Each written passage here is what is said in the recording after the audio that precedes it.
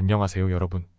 오늘의 흥미로운 영상 내용은 벤스와 월즈가 토론에서 승리하기 위해 노력하는 방법, 그리고 미국인들은 그 어느 때보다 정부 지원에 더 의존적이다에 관한 것입니다. 우선 좋아요 버튼을 누르고 채널 구독 및 알림 설정도 잊지 마세요. 여러분의 관심과 지지가 저희에게 큰 힘이 됩니다. 첫 영상은 월스트리트 저널에서 보도된 미국 부통령 후보 제이디 벤스와 팀 월즈에 대한 기사를 소개해드리겠습니다. 이 기사는 두 후보가 화요일 밤 열리는 부통령 토론에서 어떻게 승리를 노리고 있는지에 대해 다루고 있습니다. 이번 영상에서는 두 후보가 토론을 준비하는 과정과 전략을 중심으로 이야기해보겠습니다. 이번 부통령 토론의 핵심 목표는 4가지입니다. 첫째, 상사 대통령 후보를 공격으로부터 방어하는 것. 둘째, 지나치게 공격적이지 않으면서도 상대에게 타격을 주는 것. 셋째, 백악관의 대체자로서 신뢰를 얻는 것. 그리고 마지막으로 토론 중 당황스러운 순간을 피하는 것입니다. 두 후보 모두 중서부 출신으로 열정적인 성격을 가지고 있으며 이번 토론에서 미국 전역의 수천만 명의 유권자가 지켜볼 예정입니다. 특히 제이디 벤스는 큰 도전에 직면해 있습니다. 여론조사에 따르면 4명의 부통령 후보 중에서 벤스가 가장 낮은 호감도를 기록하고 있기 때문입니다. 만약 벤스가 팀 월즈를 강하게 공격한다면 공화당에게 유리한 흐름을 가져올 수 있을 것입니다. 현재 여론조사에서 카말라 해리스가 도널드 트럼프보다 약간 앞서 있지만 그 격차는 크지 않기 때문이죠. 이번 토론에서 두 후보는 자신의 강점을 부각시키고 상대를 약화시키기 위한 전략을 준비했습니다. 월즈는 민주당의 뛰어난 의사소통자인 피트 부티스 교통부 장관이 모의 토론에서 제이디 벤스를 연기하며 준비를 도왔습니다. 반면 벤스는 오하이오 하원의원 톰 에머가 월즈를 대신해 그의 토론 준비를 도왔습니다.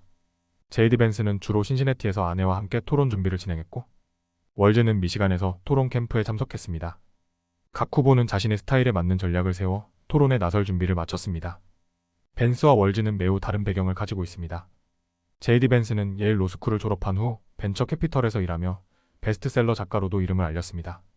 반면 팀 월즈는 고등학교 교사와 풋볼 코치로 일하다가 정치에 입문한 후보입니다. 이런 배경 차이 때문에 두 후보는 각각 다른 스타일로 유권자들에게 다가갈 것입니다. 벤스는 세련된 연설가로 알려져 있으며 월즈는 보다 일상적인 스타일을 가지고 있습니다. 나이 차이도 큰데 월즈는 60세로 벤스보다 20살 더 많습니다. 토론 중 두 후보는 이미 멀리서부터 서로에 대한 비판을 이어왔습니다. 특히 군 복무 경험을 둘러싼 논란이 컸는데요. 제이디 벤스는 전직 해병대원으로 이라크 전쟁 참전 경험이 있는 반면 월즈는 24년간 국방군에서 복무한 경력이 있습니다. 벤스는 월즈의 군 복무 경험을 도난당한 용맹이라고 비난했지만 월즈는 이에 대해 다른 사람의 복무 기록을 폄하해서는 안 된다고 응수했습니다. 최근 월스트리트 저널의 여론조사에 따르면 유권자들은 팀 월즈를 제이디 벤스보다 더 호의적으로 보고 있습니다. 46%의 유권자가 월즈에 대해 긍정적인 평가를 내린 반면 벤스에 대해서는 40%가 긍정적인 평가를 내렸습니다. 반면 벤스의 부정적 평가 비율은 월즈보다 더 높았다는 점도 주목할 만합니다. 이번 토론은 많은 사람들이 지켜보겠지만 대선 토론처럼 큰 관심을 끌지는 않을 것으로 보입니다. 하지만 두 후보가 어떤 방식으로 자신의 강점을 어필하고 상대를 공격할지, 그리고 이로 인해 여론이 어떻게 바뀔지는 큰 관심사입니다. 이번 부통령 토론은 두 후보의 정치적 경력에서 매우 중요한 순간이 될 것입니다. 제이디 벤스와 팀 월즈가 어떤 전략을 펼치며 유권자들의 마음을 사로잡을지 지켜봐야겠습니다. 두 후보의 배경과 성격이 크게 다른 만큼 그들의 접근 방식도 매우 다를 것입니다. 다음 영상은 월스트리트 저널의 기사를 바탕으로 미국인들이 정부 지원에 점점 더 의존하게 된 이유에 대해 설명해드리려고 합니다. 이번 영상에서는 왜 미국인들이 정부의 도움에 더 많이 의존하고 있는지, 그리고 이것이 앞으로의 정치와 선거에 어떤 영향을 미칠지 알아보겠습니다. 현재 미국의 많은 사람들이 사회보장, 메디케어, 메디케이드와 같은 정부 프로그램에 크게 의존하고 있습니다. 특히 경제적으로 어려움을 겪는 지역에서는 정부 지원이 매우 중요한 역할을 하고 있습니다. 이러한 지역은 주로 공화당 지지 성향을 보이며 향후 대선에서 중요한 역할을 할 것으로 예상됩니다. 하지만 1970년대에는 정부 지원이 이렇게까지 중요하지 않았습니다. 당시에는 미국 내 카운티 중 1% 미만만이 정부 지원금을 주요 수입으로 보고 있었습니다. 그러나 지금은 상황이 크게 달라졌습니다.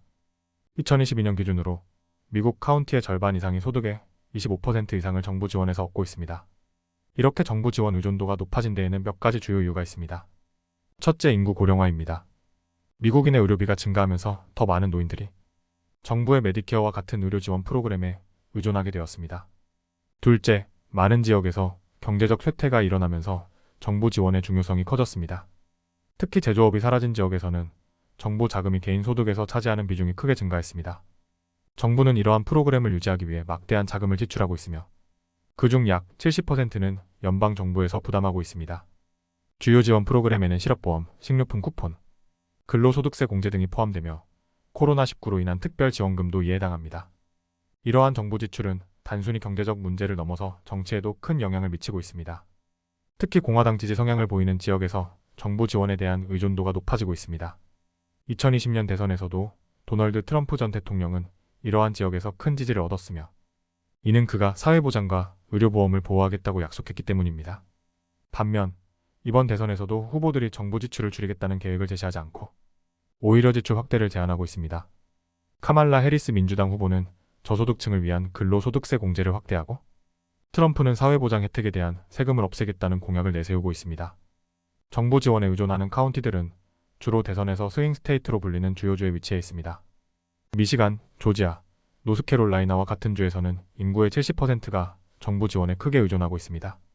펜실베이니아에서는 약 60%의 카운티가 정부 지원에 의존하고 있으며 애리조나의 경우 15개 카운티 중 13개가 정부 지원에 의존하는 상황입니다.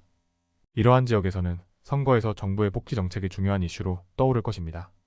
특히 트럼프가 2020년 대선에서 펜실베이니아 존스타운과 같은 지역에서 큰 지지를 받았던 이유도 그가 경제 재건을 약속하고 사회보장 혜택을 삭감하지 않겠다고 말했기 때문입니다.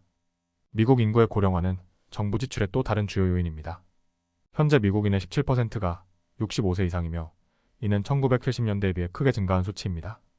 그리고 2060년에는 미국 인구의 거의 25%가 65세 이상이 될 것이라는 전망도 있습니다. 이로 인해 정부는 더 많은 돈을 의료비와 사회보장 혜택에 지출해야 할 것입니다. 결국 미국의 고령화와 경제적 어려움은 정부 지원에 대한 의존도를 높이고 있으며 이것은 정치와 선거에도 큰 영향을 미치고 있습니다. 2024년 대선에서 정부의 복지 정책은 중요한 이슈로 떠오를 것이며 후보들은 이에 대한 명확한 대안을 제시해야 할 것입니다. 오늘은 여기까지입니다. 다음 영상에서 더 유익하고 흥미로운 내용으로 찾아뵙겠습니다. 이 영상은 투자 의견이 아닙니다. 매우 고맙습니다.